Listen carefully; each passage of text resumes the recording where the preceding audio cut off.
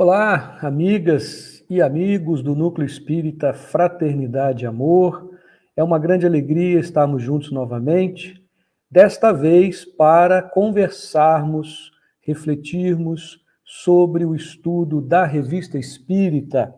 Nós temos feito mensalmente esse estudo, apresentando de forma resumida os artigos da Revista Espírita do mês correspondente ao que nós estamos. Então, estamos no mês de julho e vamos apresentar hoje os artigos da Revista Espírita de julho de 1859. E para isto nós temos a participação da nossa amiga Geise, trabalhadora do NEFA, do nosso amigo Carlos Gomes, trabalhador do NEFA, e ao lado dele, a Amanda Gomes, sua filha, que nós convidamos, aceitou esse convite para participar conosco, né, dessa edição. Agradecemos muito, Amanda, a sua participação, a sua presença, a sua colaboração. Né? Muito obrigado mesmo. Então, nós vamos dar início às nossas atividades e antes de estudarmos a revista, vamos fazer a nossa prece inicial. Eu convido, então, o Carlos Gomes para fazer a prece inicial das nossas atividades. Pois não. Então vamos elevar os nossos pensamentos ao alto, agradecer a oportunidade de estarmos aqui reunidos em nome de Jesus, em nome dessa doutrina bendita que abraçamos, que estudamos, que queremos entender e divulgar. E esse trabalho de hoje tem esse objetivo, de juntos lermos essa revista, que foi o legado de Allan Kardec para todos nós, para que possamos aprender um pouco mais. Esteja conosco, Senhor, graças a Deus. Graças a Deus. Então vamos dar início, né? E cada um de nós ficou responsável por estudar e apresentar hoje, de maneira resumida, alguns dos artigos desta revista de julho de 1859.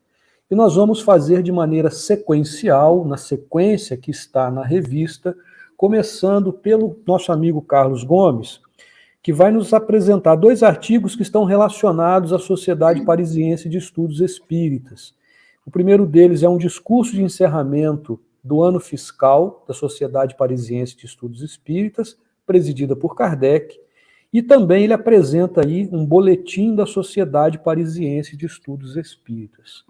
Carlos, por favor, fique à vontade para nos apresentar esses dois artigos iniciais. Pois não. Então, Kardec começa essa revista de julho de 1859 transcrevendo um discurso que ele realizou na Sociedade Parisiense de Estudos Espíritas nessa passagem de 1858 para 1859. Estamos em julho de 1859. E nesse discurso, que é bastante longo, então estamos aqui com a revista, ele é muito maior do que nós vamos falar, então sugiro que quem, após esse programa, possa ler o discurso na íntegra. E Kardec começa justamente tecendo um breve histórico sobre a origem dessa sociedade. Então, o que ele nos conta? Que primeiro ele começou a se reunir na sua própria casa, com alguns amigos, para estudarem, pesquisarem, continuarem a pesquisa espírita, que começou em 1857, com o lançamento de O Livro dos Espíritos, e os amigos foram convidando outros amigos, e foi aumentando o número de pessoas que visitavam a casa de Allan Kardec, de maneira que não cabia mais as pessoas na casa dele. E eles tiveram a ideia de se cotizarem para alugar um espaço maior, e a partir daí continuarem com a reunião. Só que o que disse Kardec aos amigos? Que agora estava saindo do âmbito doméstico, não estaria mais na casa dele. E como a reunião agora seria uma reunião pública, era necessário seguir os trâmites legais da documentação, com regimento, com regulamentos, com funções, com encargos que iriam ser distribuídos, e as reuniões assumirem agora um caráter mais metódico. Com isso, que nós aprendemos que surge o primeiro centro espírita do mundo, né? Nos moldes como até hoje se organiza uma casa espírita, um centro espírita, né? Legalizado, com documentação, né? No local fora da casa das pessoas, né? E Kardec também se propõe, né? Se compromete junto com o grupo a manter a ordem rigorosa com o caráter de seriedade, né? Que a reunião, né? Sempre teve, né? Para continuar, porque tem um propósito maior.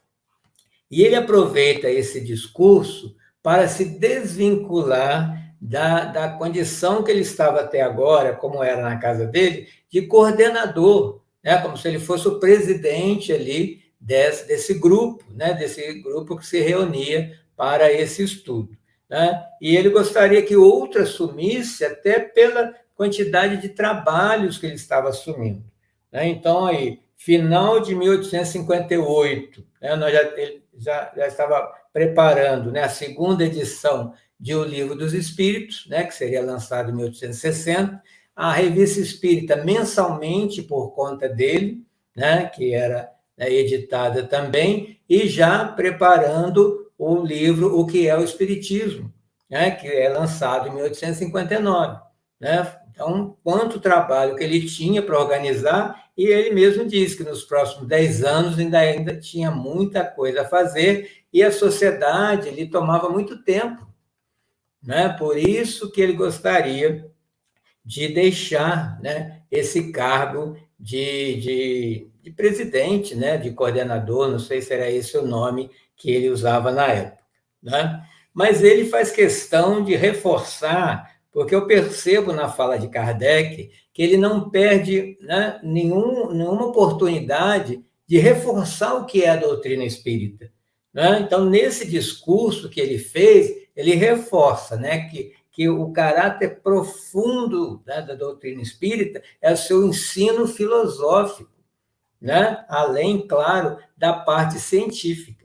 Então, ele diz que o espiritismo, como qualquer outra ciência, não se aprende de um jato e em poucas horas, né? Ou seja, numa leitura rápida, corrida, né? Como se lê um romance, né? Rapidamente. Não, como toda ciência exige estudo, e isso até nos dias de hoje nós sempre, né, temos falado a respeito, e que vem desde Kardec, é ele que nos orienta assim, né? E ele ainda fala que a sociedade existe para isso, para estudo e a continuidade das pesquisas, né? Não somente, né, dos princípios da ciência espírita, mas o que ele se preocupava bastante, as suas consequências morais, né? Principalmente, né, essas consequências onde está a verdadeira utilidade da ciência espírita, do espiritismo. Olha que lição, né? Até hoje precisamos nos lembrar disso,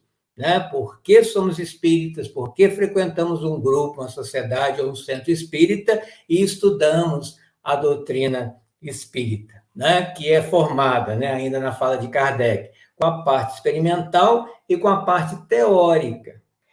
E uma parte que nós percebemos nesse discurso da sua humildade, quando ele se exime dos méritos, né, desse mistério, né, que ele realizou, atribuindo totalmente aos espíritos, né?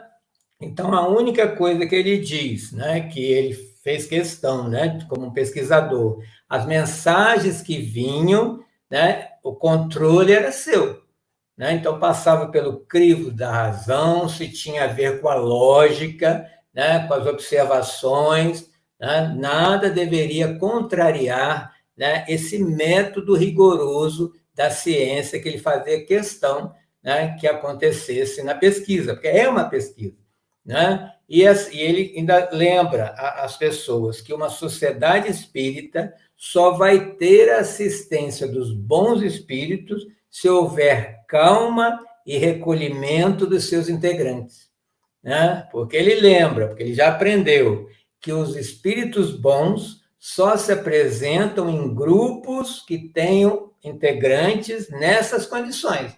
Não é para curiosidade, não é para brincadeira, né? É para questões sérias, científicas, né? E outra parte de humildade também, a meu ver, que ele fala em seu discurso, né? Porque se é um discurso de Kardec, nós vamos conhecendo Kardec nessa fala, né? Como é que ele se expressava, o seu sentimento. Então, ele fala o seguinte, que não deve existir somente uma sociedade espírita, né? Ele até diz, ó, aquilo que nós fazemos, outros podem fazer também.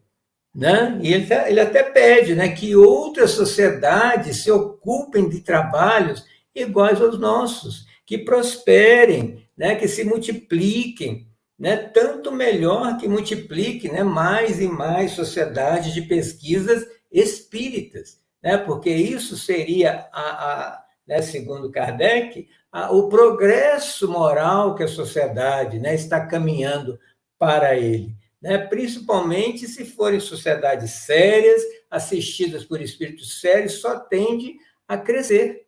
Né? E ele dá um recado para nós até os dias de hoje. Fala dele, ó, que outras sociedades sejam consideradas como nossas irmãs e não concorrentes. Né? Não é um puxão de orelhas para os dias de hoje, para o movimento espírita, né? Por quê? Ele termina o discurso dizendo: o fim do Espiritismo é melhorar aqueles que o compreendem. Sejamos dignos dos bons espíritos se quisermos que eles nos assistam. Né? Então, veja bem, passados 164 anos dessa mensagem, o nosso questionamento, como estamos hoje, né, com o movimento espírita, né, no nosso país e no mundo. Então, vamos ler o discurso de Allan Kardec, vamos perceber Allan Kardec, vamos ouvir Allan Kardec e fazer uma autoavaliação, nós que estamos no movimento espírita. Então, esse é um resumo, né, do discurso, mas que ele tenha chamado a atenção para que todos queiram ler. Alguém gostaria de comentar? Já posso passar para o boletim. Posso passar?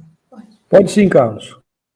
Então, veja, o boletim é bastante curto, porque o que ele está chamando de boletim é que eles, na revista agora, vão publicar como se fosse uma ata, né, um relato das reuniões que acontecem na Sociedade Parisiense de Estudos Espíritas. Né? Então, isso serve também para que as pessoas que são de outra cidade, né, que não estavam podendo vir às reuniões, soubessem e ficassem inteirados, né, atualizados sobre o que estava acontecendo, o que estava sendo discutido nessa sociedade. Sempre lembrando, é uma sociedade de estudos e de pesquisa. Né? Então, além deles fazerem lá, né, um relato, uma ata, o que seja, vai ser publicada para que todos, né, porque no Espiritismo não tem mistério, não tem segredo. Então, o que se discutia à época, Kardec queria mais era divulgar. Né? Então, ele apresenta que esse boletim vai começar, mas a partir da próxima revista. Em agosto de 1859, começa a se publicar os boletins da Sociedade, né, de Estudos Parisienses, para que todos saibam o que acontece, né, numa reunião, num centro espírita. Né?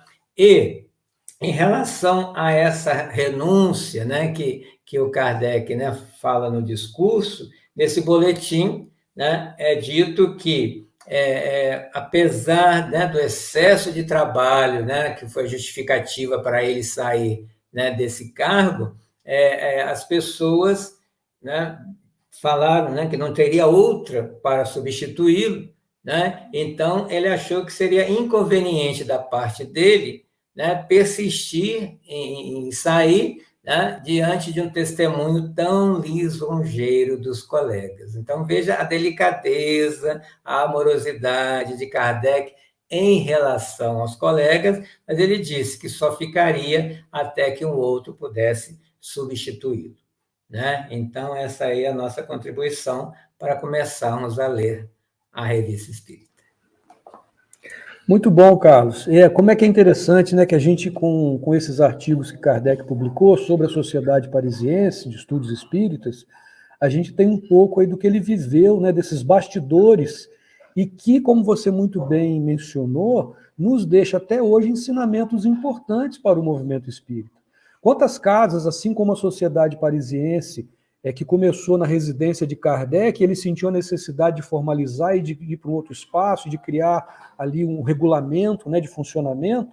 A nossa própria casa, o NEFA, começou numa reunião de amigos, numa residência, depois numa floricultura, né, e que até que numa casa alugada, até que a gente tivesse a sede própria. Então, assim, a gente vive, né, muitas casas viveram aquilo que Kardec viveu no início, que ele deixou como exemplo para todos nós. Né? Muito, muito interessante esses 2 primeiros artigos. E nos próximos meses, nós teremos, então, esse boletim, né, esse informativo do que estava acontecendo nas reuniões na Sociedade Parisiense de Estudos Espíritas a partir da revista do mês de agosto. Para nós irmos acompanhando também, né? Sim, exatamente, para a gente ir acompanhando o que estava acontecendo lá naquela época. E sempre aprendendo, sempre tirando aprendizados importantes. Toda revista espírita, Kardec cria uma seção que é intitulada Conversas Familiares de Além-Túmulo. É uma seção que está presente em diversas edições da revista espírita. E nessa seção ele apresenta, então, aquelas experiências mesmo de evocações, né, de espíritos, e que ele, nesta sessão, apresenta como foi esse diálogo, como foi essa evocação. Então, a Amanda, que está estreando conosco aqui na Revista Espírita, mais uma vez, muito obrigado, Amanda, ela vai apresentar para a gente 2 comunicações ou 2 conversas familiares. Uma delas é intitulada Notícias da Guerra, e logo na sequência, O Zuavo de Magenta. Eu vou passar para a Amanda para que ela possa nos apresentar esses 2 artigos. Fique à vontade, Amanda. Muito obrigada, já muito feliz de estar aqui participando. Bom, então vamos lá. Começa com as Notícias da Guerra. A gente pode começar contextualizando, né? Que guerra é essa que ele está falando? Então, ele refere-se a uma guerra que é a Batalha de Magenta, né? Eu consultei lá o Google, e essa batalha ela ocorreu em 4 de junho de 1859, durante a Segunda Guerra de Independência Italiana, né? Contra o Império Austríaco. Aí teve como frente os exércitos francês e sardo. Sardo é referente ao reino de Sardenha, e que foi substituído pelo reino de Itália. Então, essas frentes contra os austríacos. Aí os austríacos vieram a perder, e nessa batalha cerca de 6.000 soldados desencarnaram, incluindo o tenente-general Espinar. Acredito que seja assim a pronúncia. E como resultado teve aí a liberação de Milão e o início da unificação da Itália. Então, visto que a guerra, né, a notícia da guerra era muito recorrente nos jornais, viu-se que era importante também ter algum relato na revista espírita, mas que fosse atrativo aos leitores e, principalmente, que fosse ao encontro do objeto de estudo da revista, né? Que é falar do outro lado, né? Do outro mundo, do além-túmulo. Então, como citado lá no artigo, eles pensaram em interrogar algumas das gloriosas vítimas da vitória, a fim de encontrar alguma instrução de utilidade. Achei importante citar isso aqui, porque não se trata de uma busca banal, né? Uma busca somente para atrair curiosos, mas se busca algo útil, né? Específico e que tem alguma seriedade. Então, nesse sentido, eles rogaram, assim, os espíritos, né, que, enfim, pudesse manifestar algum dos militares mortos nessa batalha. E aí houve a manifestação e surgiu assim 3 conversas. Né? Dessa primeira conversa foi com o Zuavo de Magenta, que ocorreu no dia 10 de junho de 1859, e uma segunda conversa com esse mesmo soldado no dia 17 de junho do mesmo ano, e uma terceira já com o oficial superior morto em Magenta. Tá? Então, a notícia em si se resume nesse nessa direção. Aí, com as conversas, tiveram a primeira e a segunda, totalizam assim, perguntas e respostas, né? Então, são 54. Essa primeira, ela ocorreu no dia 10 de junho, né? Eram perguntas basicamente direcionadas para conhecer qual o espírito que se manifestava, né? A situação que ele se encontrava, que conhecimento, inclusive, que ele tinha da morte. Então, em geral, vamos lá, ele se chamava Joseph Midar. Ele foi um zuavo, né, um soldado, né, que morreu durante essa batalha, mas só que ele não percebeu que tinha morrido. Então, ele continuou lá no combate. Aí, no artigo, Kardec faz uma observação interessante, que ele fala que, em caso de morte violenta, né, não há pelo espírito uma rápida percepção que ele morreu. Né? Ele faz uma comparação com um sonâmbulo, né, que ele executa as ações, mas sem pensar que está dormindo. Então, se para esse soldado, né, na época e até atualmente, se a pessoa pensa que a morte é um fim, né, como é que, se ela está fazendo tudo que ela fazia, então para ela não morreu. Então, como ele se manteve em combate, ele não percebeu que estava morto. Mas aí, depois que foi se reconhecer como desencarnado, né, e com um aspecto um pouco melhor, ele pôde participar ali, permanecer para responder as perguntas, né, devido à evocação ali da reunião. Então, aí ele respondeu que, inclusive, ele não retornaria para uma frequência a esses combates, né, onde ele havia morrido, por conta de afeições que o prendiam ali. E quando foi questionado que seriam essas afeições, né, de soldado lá no combate, ele disse que era a mãe dele que chorava pela morte, né, por sua perda. Então, aí no decorrer aí das respostas, né, ele vai deixando claro que, enquanto desencarnado, a percepção, né, que ele passava ali ao redor era mais ampla, né, tanto em audição, na visão, ele via lá as armadilhas, as artimanhas, né? Então, ele tinha essa noção do todo, assim, no combate, maior até. E aí foi perguntado se ele reconheceria, né, o chefe superior. E aí ele responde que, se for, sim, se não, não. Nisso Kardec pontua, né, essa resposta agregando um sentido moral, né, dessa superioridade moral, que se estabelece no plano espiritual, que é diferente do encarnado. Né? Então a gente pergunta, você o reconhece o general como chefe, como superior? Então ele, quando o espírito fala, se ele for superior moralmente, né? Então, e não é o meu chefe superior aqui no plano encarnado, que lá ele, enfim, vai continuar a ser, né? Então, eles finalizam essa primeira conversa perguntando se ele já tinha visto esse general citado lá na notícia, esse general Espinar. E ele fala que não. Aí passa-se 8 dias, né, no dia 17 de junho, então, do mesmo ano, né, 1859, e para uma segunda conversa com esse mesmo soldado. Aí, na evocação, esse soldado José, ele se apresenta, assim, num posicionamento de soldado, né, crime, pois não, né, aquele todo jeito de... E Elcio perguntou de novo, como você reconheceria o general, esse general, você falou que ainda não viu, mas como que você reconheceria se você não reconhece aqui como superior? Ele fala, eu reconheço de vista e tenho alguma ajuda de amigos. Então, dá a entender que pode se reconhecer. E aí também se pergunta sobre a vestimenta, né? Que ele, como se apresenta, né, numa postura, né, de soldado e aborda lá sobre a vestimenta. E ele fala que usa os trajes, né? Que o zuavo tem o turbante, a calça, né? O culote, né? E perguntam, né, insistindo, mas por que da vestimenta se você não pode ser visto aqui? Então ele fala, não, mas eu me considero um zuavo. Eu me considero um soldado, né? E aí ele fala, porque entre os espíritos se conservam a forma durante muito tempo. E aí, nesse caso, ainda numa das respostas, ele ainda pergunta se ele lembra de uma encarnação anterior. E ele diz que sim, mas que não vê isso como irrelevante.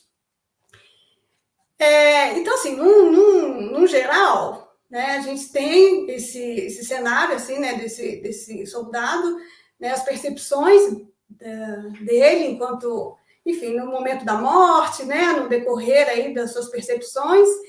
E eu observo que, a partir dessa segunda conversa, especialmente, que esse espírito já teve algum entendimento um pouco melhor dessa não existência da morte, né? Inclusive, em uma das respostas, ele cita um trecho, ele fala: com a morte, o espírito passa por uma metamorfose que não podeis compreender. Então, assim, eu acho que é interessante os relatos, né, para a gente entender também né, a gente tem uma participação de uma mãe, né, de um lado, não, a importância da prece, que acredito que ela tenha feito, né, bastante prece, né, então uma oração à força, e, enfim, para ele não poder ainda voltar para o combate, não desejar voltar ao combate, né, que ele tinha esse impulso ainda de voltar, mas a mãe ali fez muito forte. E esse progresso de entendimento, né, de buscar um entendimento assim de que realmente não estou morto, né, qual é o cenário que me aparece agora. Aí dessa segunda conversa vem na sequência uma terceira, e que será com esse oficial morto também. Aí são outras curiosidades, mas de uma importância séria, né, para os relatos e para contar aí no artigo. Muito bom, Amanda. Olha como é que é riqueza, né, dessas conversas familiares de além-túmulo, porque foi baseado nessas conversações, nessas experiências que Kardec fazia de evocações, perguntando uma série de coisas aos diversos espíritos, né, que ele consegue chegar a uma série de conclusões sobre a vida no mundo espiritual, sobre o que acontece com o espírito após a morte. Então, esse relato, por exemplo, do soldado morto, que considera que continua se apresentando como um soldado, é o normal. O soldado continua, num primeiro momento, sendo soldado, né? O civil continua sendo civil, a cozinheira continua sendo cozinheira, né? Cada professor continua sendo professor. Então, cada um de nós vai, no plano espiritual, é uma continuidade daquilo que estava acontecendo aqui. A gente vai se apresentar, inclusive com a mesma feição, a mesma forma, né, que a gente tem aqui como encarnado, como foi esse caso.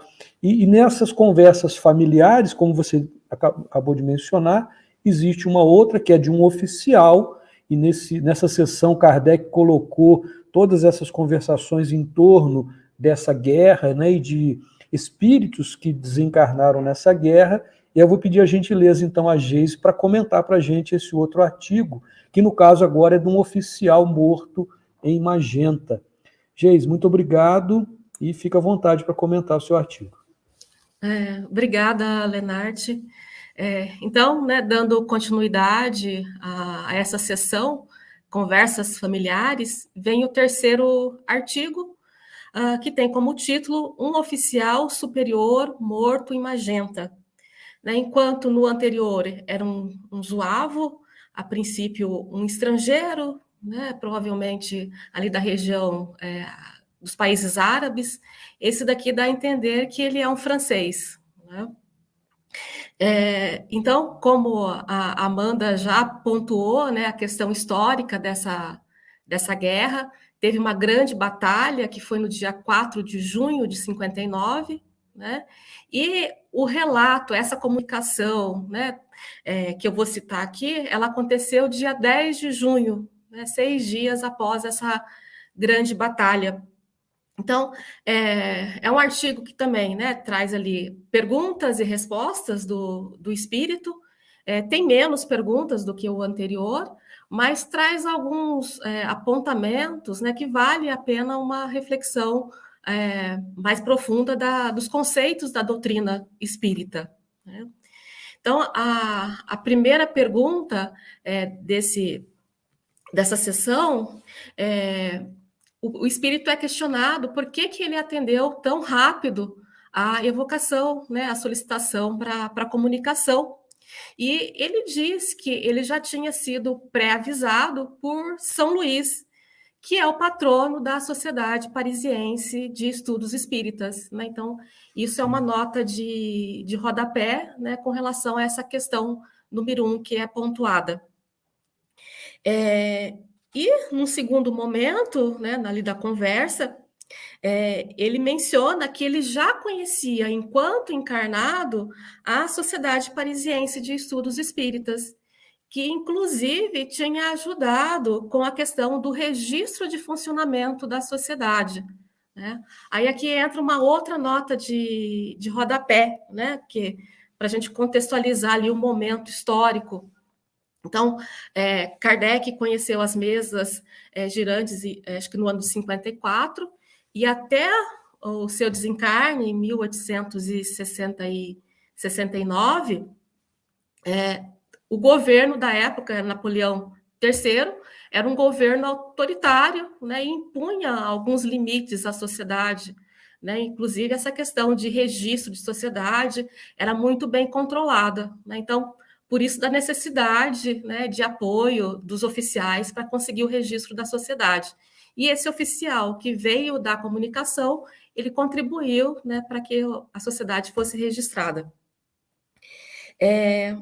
Uma outra observação que eu faço, né, desse espírito da sua evolução moral, né? Ele tem ali um grau de evolução moral, porque um espírito que responde uma questão falando de paciência, né, é porque tem algum conhecimento, né, tem ali um grau de evolução, né, diferenciado. Porque ele é perguntado, né, porque tem algumas pessoas, né, na época e hoje também não é diferente, que não se assume como espírita, não assume a bandeira do espiritismo, né? E a resposta desse espírito é: tenha paciência, né? Então, todos nós chegaremos lá, né? Ele também, né, num outro momento, ele vai falar, né, do interesse dele porque ele foi questionado, né? Você tem ainda interesse pelo exército, pelo que está acontecendo na guerra? E ele fala assim, maior do que eu tinha no passado, porque no passado, enquanto encarnado, eu conhecia os objetivos da matéria, né? Depois de desencarnado, eu fiquei conhecendo os desígnios da providência, né? Então eu sei de todo o objetivo, né? De todas as tratativas do porquê da guerra, né? Então o objetivo dele aumentou. E ele espera, né, que a guerra se torne tão impossível quanto inútil. Então, para ele entende que a guerra não é necessária, né? Então, são falas, né, que indicam que realmente é um espírito evoluído. E ele, num determinado momento, né, se compara ele com o espírito zoavo anterior, né? Ele até fala, né, o anterior, a princípio, tem as suas limitações, né?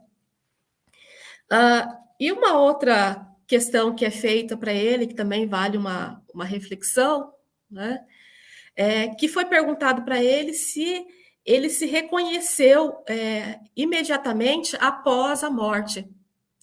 E ele fala que sim, mas tem um motivo, porque ele já conhecia os fundamentos da doutrina espírita. Então, para ele foi muito mais fácil esse reconhecimento, né? Não ficou perdido, por mais que de repente tenha sido uma morte violenta, né? Sem esperar, mas ele já conhecia os fundamentos da doutrina. Então, isso facilitou, né, o entendimento dele como no outro plano, né? Como espírito. Então, a Kardec até menciona, né? O conhecimento do espiritismo auxilia o desprendimento da alma após a morte. Então, nós aqui estudando, né, estamos no caminho certo, né, para a gente entender quando a gente tiver que fazer essa passagem, né? A nossa perturbação, a princípio, né, tende a ser menor. Tá? Essa é a nossa expectativa. Tá? Então, esse é o relato desse terceiro artigo, Conversas Além Túmulo.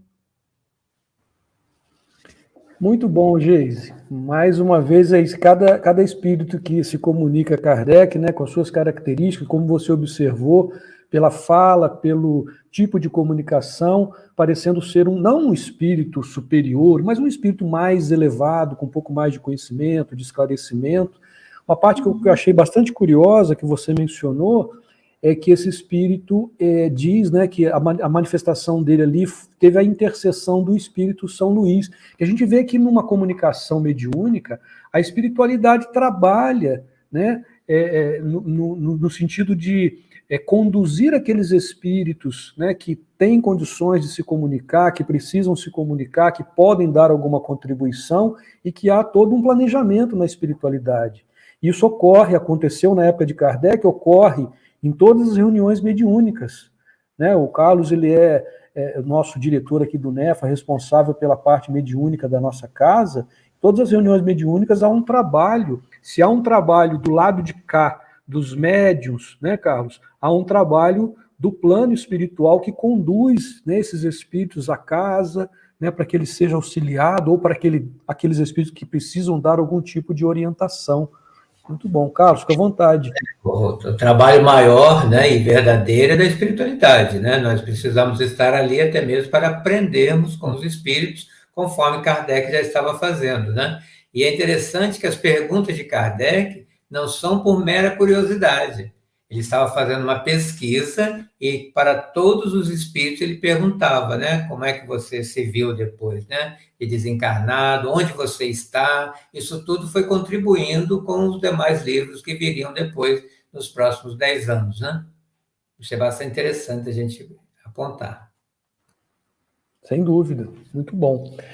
Bom, dando continuidade, então, aos artigos que foram publicados nesta revista de julho de 1859, essa sessão de conversas familiares foi encerrada, né, com a apresentação desses artigos, e ficou aqui da minha responsabilidade comentar um artigo que é intitulado Resposta à réplica do Abade Chenel no Univers. Univers foi um jornal, né, um jornal francês, e era comum que Kardec dava uma atenção muito grande a todos aqueles que publicavam alguma notícia a respeito do espiritismo, seja ela favorável ou desfavorável, e principalmente as críticas. Ele fazia questão de uma forma muito educada, né, muito serena, responder, né, essas questões. E essa resposta, né, a réplica do Abade, o Abade é um superior dos monges. Esse Abade, ele publicou artigos falando do Espiritismo e apresentando o Espiritismo como uma nova religião, mas uma religião com dogmas, uma religião com rituais. Então ele apresentava o Espiritismo de uma maneira deturpada e fazendo, reforçando e principalmente alertando os religiosos de que estava surgindo uma nova religião. Então, era algo que ele, de certa forma, temia, né, e apresentava para os religiosos, olha, tomem cuidado, está vindo uma nova religião. Ele dizia o seguinte, apresentava dessa forma nos artigos dele, que o sumo sacerdote, ou seja, aquele posto mais alto, hierarquicamente, que geralmente as religiões têm, que no Espiritismo nós não temos, ele apresentava Kardec com o título de sumo sacerdote dessa nova religião. E apresentava os médiuns como sendo os sacerdotes, né? Então, assim, cada médium era um sacerdote dessa nova religião. Ou seja, um conceito que tem nas religiões, né, de uma hierarquia religiosa, de dogmas, né, e ele transferia isso tudo apresentando o Espiritismo dessa forma, principalmente para alertar os religiosos, né, daquela época. E aí, Kardec faz alguns comentários interessantes, né? Então, ele até parece ser um comentário até irônico dele, quando ele fala assim que para ele seria uma honra ser um sumo sacerdote, que ele estava sabendo disso agora, que para ele também era uma surpresa ser considerado sumo sacerdote do Espiritismo, que era um título que ele não considerava dessa maneira, né? E sobre os sacerdotes, ele pontuou uma coisa interessante, e com muito respeito, né, na sua resposta, dizendo o seguinte, que não fazia sentido porque ele entendia que a função sacerdotal era facultativa. Então, quem queria ser um sacerdote numa religião, ele é pela vontade, ele escolhia, que não era o caso do médium. O médium ele tem uma faculdade que é natural, que ele não escolhe ser médium ou não ser médium, é uma faculdade dele. E aí ele dizia assim, não faz sentido, uma vez que a faculdade mediúnica é uma faculdade natural, que independe de sexo, de idade, de instrução, né? E aí, quem tem essa faculdade mediúnica seria, então, um sacerdote sem o querer, né? E aí ele vai pontuando, mostrando que há uma série de equívocos no artigo e na apresentação feita pelo Abade. E um ponto que é curioso, que ele vai refutar, inclusive, a ideia de que o Espiritismo estaria se apresentando como uma nova religião. E ele cita uma coisa muito interessante, né? Ele vai fazer referência na Gênese, no Antigo Testamento, fala-se da criação do mundo em 6 dias, né? Então é um conhecimento, é uma informação que muitos acreditaram por milênios, de que o mundo fora criado por Deus em 6 dias e no 7º ele descansou, conforme está nos textos sagrados, né? A ciência, por fatos, comprovou que o mundo não foi criado em 6 dias de 24 horas. E quando a ciência apresentou isso inicialmente, a igreja achava que era um ataque, né, aos dogmas, aos conceitos da religião e da igreja naquela época. Até que a igreja precisou se aceitar que a ciência estava correta, né, que o mundo não foi criado em 6 dias de 24 horas. Né? Então, assim, Kardec utiliza esse fato, né, para mostrar o seguinte: naquela época, a ciência não estava criando uma nova religião por ser contrário, por apresentar um fato novo de que não era defendido, né, pela religião, ou que era algo contrário ao que estava no Antigo Testamento.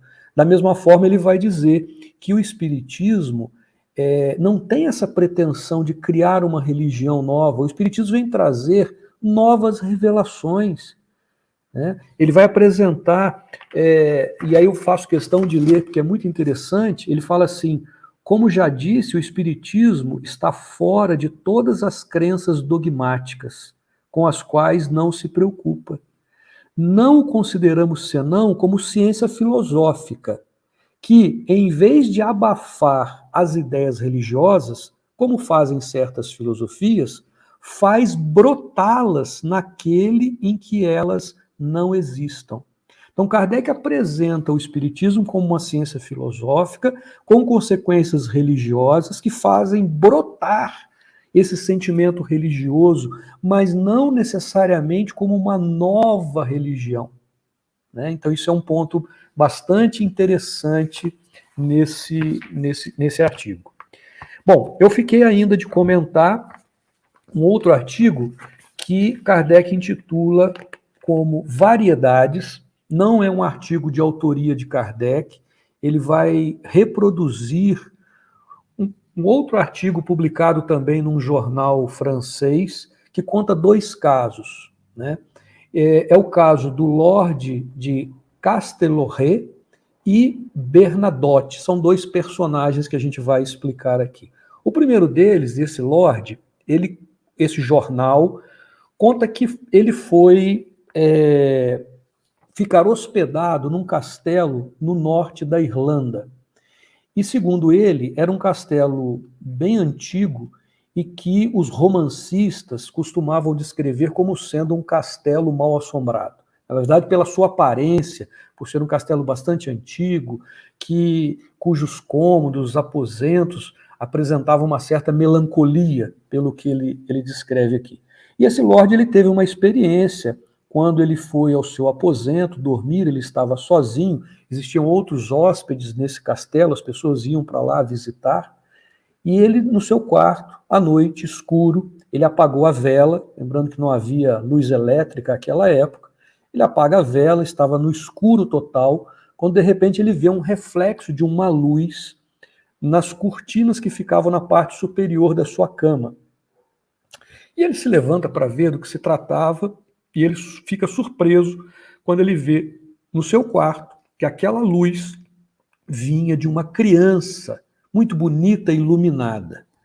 E que, a princípio, ele se surpreendeu, achou que pudesse ser ali uma mistificação, uma brincadeira de algum hóspede ou do proprietário do castelo, e ele tenta se aproximar da criança, ele não consegue pegar a criança se afasta, e ele se certifica de que não está tendo uma ilusão, que ele não estava dormindo, né? Ele relata isso, e que ele vê ali uma aparição de uma criança muito iluminada, uma luz muito forte, e que ele tenta se aproximar, até que essa criança, então, à medida que ele vai tentando se aproximar, ela entra numa chaminé que havia no aposento dele, e ela entra dentro da chaminé e some.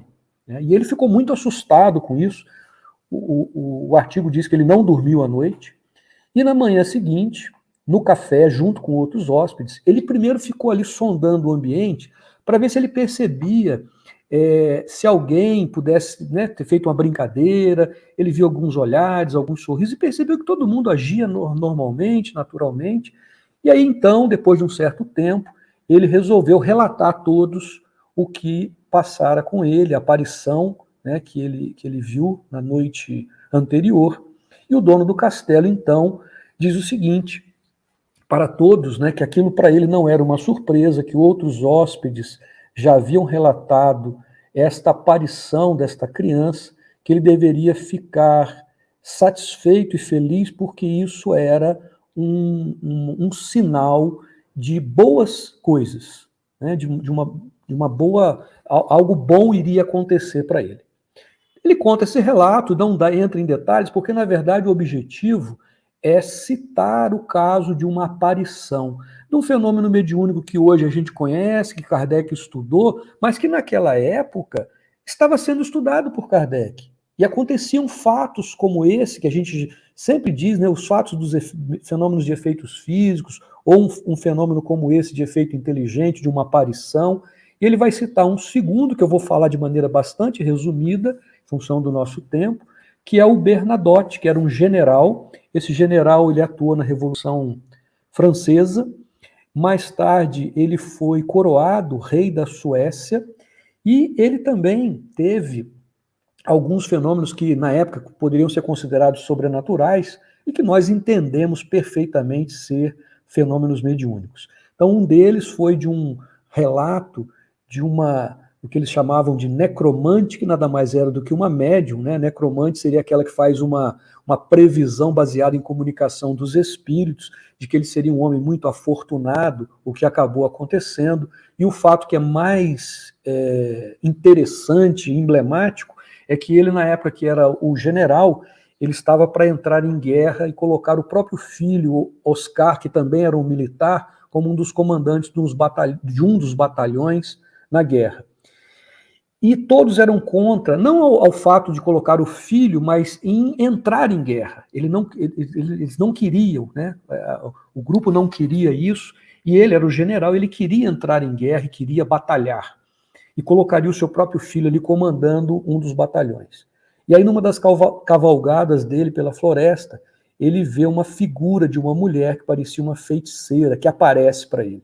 E essa feiticeira, então, diz a ele o seguinte, sem conhecer, ele nunca tinha visto, diz para ele o seguinte: você não deve colocar Oscar, que era o filho dele, inclusive fala o nome, que ela não sabia, ninguém conhecia, na frente da batalha. Ao invés deles golpearem, eles serão os primeiros a serem golpeados. E fez com que essa mensagem foi tão marcante para ele, que fez com que ele mudasse de ideia, ele retornou e não entrou em guerra contra os inimigos, né, a quem ele pretendia batalhar. Então, assim, esse jornal, ele cita esses casos, relatando fenômenos sobrenaturais, de aparições, de previsões do futuro, acontecido com personalidades conhecidas naquela época, né, e que elas próprias relataram, e que no jornal, que não era um jornal espírita, eles colocam como sendo uma inteligência desconhecida, algo sobrenatural, e que Kardec reproduz na Revista Espírita como exemplo, né, para mostrar que fenômenos como esses sempre existiram, e não era a doutrina espírita que criava esse tipo de fenômeno mediúnico. Pelo contrário, ela vinha, na verdade, explicar esses fenômenos, né? Então, foram esses 2 artigos aí que eu fiquei responsável por apresentar resumidamente, mas aconselho fortemente aqueles que estão nos assistindo a ler diretamente na revista, porque tem muito mais detalhes, assim como os outros que foram apresentados aqui, né? Muito bem, alguém gostaria de fazer algum comentário? Fique à vontade, antes da gente passar para o último. Se não tivermos, então vamos lá. Então, a Geise vai nos dar uma notícia, né, que é esse último artigo, cujo título é O que é o Espiritismo? Nova obra do senhor Allan Kardec. O que ele está abordando aí nesse artigo, Geise? Conta para nós. Então, considerando que estamos em 1859, né, Kardec anuncia, né, que vai publicar um livro denominado O que é o Espiritismo, né, lembrando, né, na linha do tempo, que já tinha sido publicado o Livro dos Espíritos, mas Kardec viu a necessidade de fazer uma obra mais simplificada, né, porque ele recebia muitos questionamentos, né, e por algumas pessoas não terem tempo, por algumas pessoas confundirem algumas coisas, ele decidiu escrever esse livro, O que é o Espiritismo, e no último artigo de julho de 1859, ele está comunicando, né, à sociedade que ele está escrevendo esse livro, né? E eu aproveito aqui a deixa, né, para fazer a divulgação das atividades do NEFA, que a gente também tem no canal, né, o curso básico de Espiritismo. Então, para quem tiver interesse, né, em conhecer os princípios básicos, né, o curso segue mais ou menos na linha do livro O que é o Espiritismo. É isso. Muito bem lembrado, Geise. Muito bom. É interessante que Kardec o meio de comunicação, como a gente sempre diz aqui, né, o meio de comunicação direto e mais rápido que ele tinha com os adeptos do espiritismo àquela época era essa revista espírita. Era uma comunicação mensal em que ali ele respondia questões formuladas pelos, né, os assinantes, pelos adeptos do espiritismo. Ele respondia às críticas que eram feitas ao espiritismo. Ele publicava essas conversas familiares, que eram as evocações mediúnicas, e vários artigos que, inclusive, alguns deles vieram a fazer parte ou do Livro dos Médiuns, ou do Evangelho segundo o Espiritismo, ou seja, das obras básicas publicadas posteriormente, né? E a Geise lembrou muito bem aqueles que quiserem estudar o Espiritismo, e esse objetivo desse O que é o Espiritismo, apresentar de maneira resumida. Nós temos no canal do NEFA esse curso básico com os principais postulados espíritas de maneira resumida também. Ô, Geise, eu vi que você abriu o microfone, você gostaria de comentar alguma coisa? Fica à vontade. Não é só, né, você tocou no assunto, quando a gente lê esse artigo, né, do que é o Espiritismo, é a mesma coisa que está lá no preâmbulo do livro O que é o Espiritismo, né? Então o texto é praticamente o mesmo, com alguns acréscimos no livro. Muito bom. Quanto aprendizado tivemos, né, com essa edição, e como a gente sempre tem aí com as edições da Revista Espírita. Gostaria de deixar a palavra aberta. Se Amanda, Carlos, Geise tiverem alguma consideração a fazer, algum comentário final, fiquem à vontade. Se não tiverem, nós vamos agradecer, só temos a agradecer muito, né, a participação de todos aqui, daqueles que estão também nos assistindo, prestigiando, né, esse estudo da Revista Espírita. Amanda, muito obrigado pela sua colaboração, pela sua participação. Esperamos que você possa colaborar outras vezes, em outras edições, em outras atividades da casa. Você é sempre muito bem-vinda, tá? Eu que agradeço, muito feliz poder contribuir, um trabalho aí, uma iniciativa tão bonita, que acompanhe sempre os episódios, e a importância também, né, de manter vivo, né, e assim, a revista, né, que é tão esclarecedor, né?